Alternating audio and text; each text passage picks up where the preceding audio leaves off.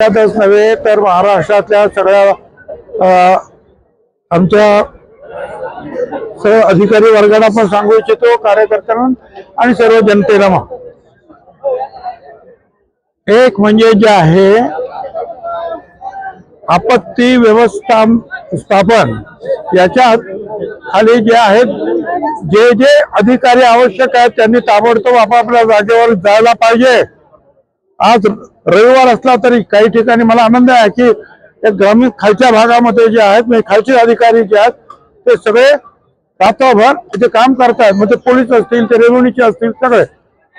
परंतु त्यांचे जे प्रमुख लोक जे आहेत त्यांनी या सगळ्याचा जो आहे आढावा घेऊन मदत करायला पाहिजे।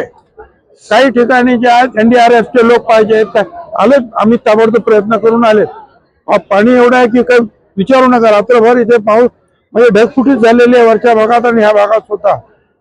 फक्त इथेच नाही, अख्ख्या नाशिक जिल्ह्यात आणि दूरवर पर्यंत 2-4-5 गोष्टी महत्वाच्या आहेत की अशा वेळेला हेड ऑफिस मध्ये प्रमुखाने हजर राहणं हे महत्वाचं आहे। आपापले जे लोकप्रतिनिधी काम करतात, त्यानंतर जे धान्य जे आम्ही वाटण्याचं जो सांगितलेलं आहे 10 किलो गहू 10 किलो तांदूळ, जर गहू नको असेल तर तेवढा तांदूळ त्यांना देण्यात यावा। त्याचबरोबर सर्व जिल्हाधिकाऱ्यांना माझं सांगणं आहे की ताबडतोब नुसतं गहू तांदूळ घेऊन काही होणार नाही, म्हणून जिल्हाधिकाऱ्यांनी त्यांच्या पातळीवर ज्या ज्या कुटुंबांना ही मदत जाते त्यांना 3 किलो डाळ जी आहे ही मार्केटमधून खरेदी करून ताबडतोब वितरित करावी। त्याचबरोबर हे जे पाण्यामध्ये अडकलेले जे आहेत लोक आहेत, घरदार जे आहेत, त्यांना ताबडतोब कुठे शाळा आहेत, कुठे इतर मंदिरं असतील अशा ठिकाणी हलवणं सुद्धा गरजेचं आहे। आणि आपत्ती व्यवस्थापनाखाली जे काही तुम्हाला सांगण्यात आलेलं आहे ते सगळे काही तुमच्याकडे माहिती आहे सगळ्या अधिकाऱ्यांनी, त्यानुसार सगळ्यांनी कामाला लागलं पाहिजे।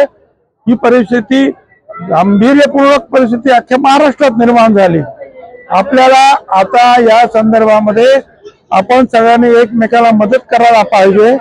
लोकांचे जीव वाचवणं ही प्राथमिकता आहे, त्याचबरोबर त्यांना मदत सुद्धा ताबडतोब मिळाली पाहिजे।